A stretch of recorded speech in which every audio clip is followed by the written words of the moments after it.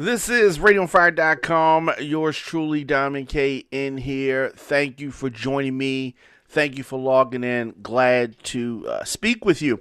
So it is finally here. Finally uh, been revealed. I have often said this, that this took the longest. This was the longest Uh, selection process and vetting process that I've ever seen.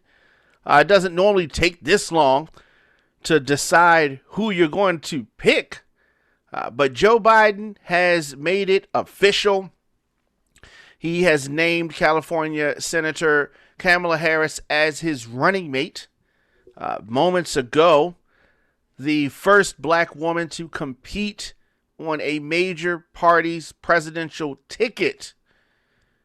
That is who we're talking about. In choosing Harris, Biden is embracing a former rival. And they normally embracing a former rival because usually the VP pick is somebody who wanted to be president, right?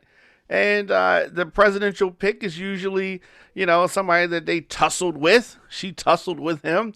Figuratively, of course. I'm not talking about literally. But as the Democratic primary was going on, they battled back and forth. She is 55 years old, first-term senator, also one of the Dems' most prominent figures, quickly becoming a top contender for this slot. And I think this is the right pick for him.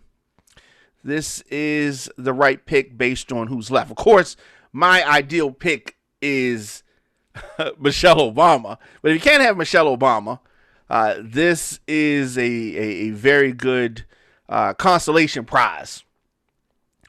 Kamala Harris joins Biden's 2020 race at a moment where we are naturally under crisis.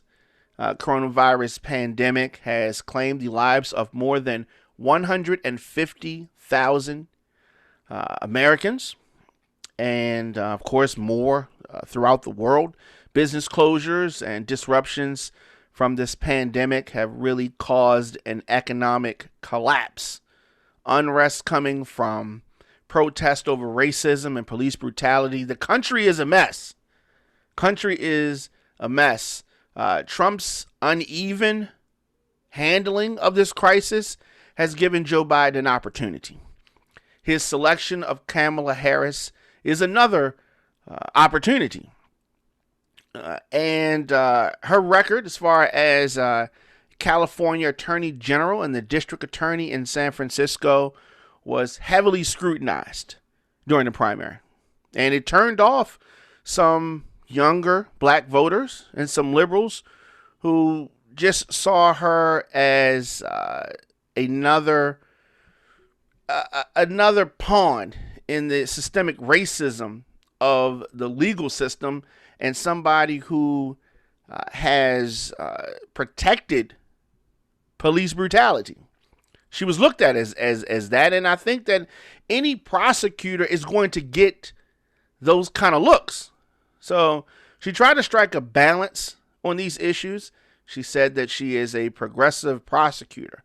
But a prosecutor is a prosecutor. A prosecutor is going to put people in jail, right? So she is someone who says that she backs law enforcement reforms. She also said something that I thought was powerful. She said, "Do you want people that look like us involved in the justice system?" And you do, right? And you have to understand that sometimes people are going to go to jail. My issue is that the implementation of the law is fair. That's my only issue. I don't have a problem with when people break the law to go to jail. I just don't want only black and Spanish people to get the bad looks when they commit crimes, because other people commit crimes, so white people commit crimes as well.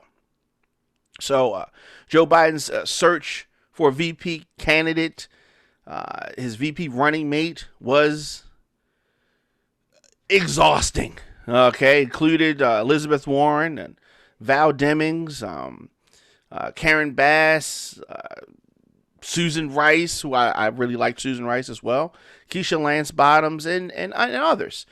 A woman has never served as president or vice president in this country. We know this. Two women have been nominated as running mates on major party tickets. Geraldine Ferraro in 1984 and Sarah Palin, 2008. Both of them were unsuccessful. Will Kamala Harris and Joe Biden be successful? I hope so. For the sake of everybody, I hope so. For the sake of this country, I hope so. So this is significant. I will say this. This VP pick is one of the most important picks that has ever happened. Why do I say that? Because if elected, Joe Biden will be 78 years old when he's inaugurated in January. The oldest man to ever assume the presidency. Even older than Ronald Reagan, and he was old, right? He's spoken of himself as a transitional figure and has not fully committed to seeking a second term in 2024. Let's hope that he doesn't, okay? If he declines to do so, his running mate would likely become the front runner for that nomination in 2024. So, Kamala Harris, born in Oakland to a Jamaican father and an Indian mother. Harris first won election in 2003 when she became San Francisco's district attorney. In that role, she created a reentry program for low-level drug offenders and cracked down on student truancy. The big crime of that. She was also elected California's Attorney General in 2010, the first woman and black person to hold the job, and she focused on issues including foreclosure crisis. She declined to defend the state's Proposition 8, which banned same-sex marriage, and was later overturned by the Supreme Court. Of course, as her national profile grew, Kamala Harris built a reputation around her work as a prosecutor. After being elected to the Senate in 2016, she quickly gained attention for her assertive questioning of Trump administration officials during the congressional hearings. One memorable moment last year, Harris tripped up Attorney General William Barr when she repeatedly pressed him on whether Trump or other White House officials pressured him to investigate certain people.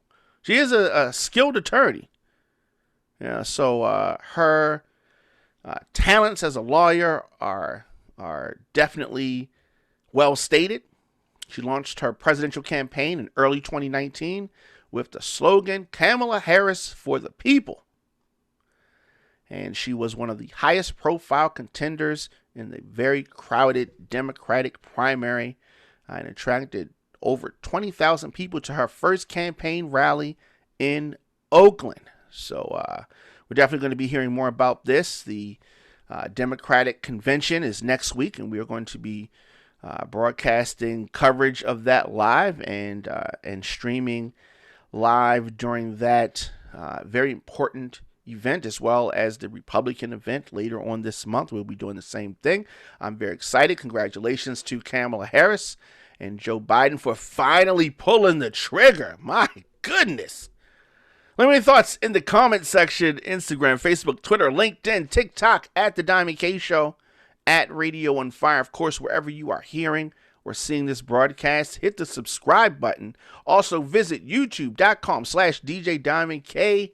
I will see you guys later on today, 7 p.m. For The Diamond K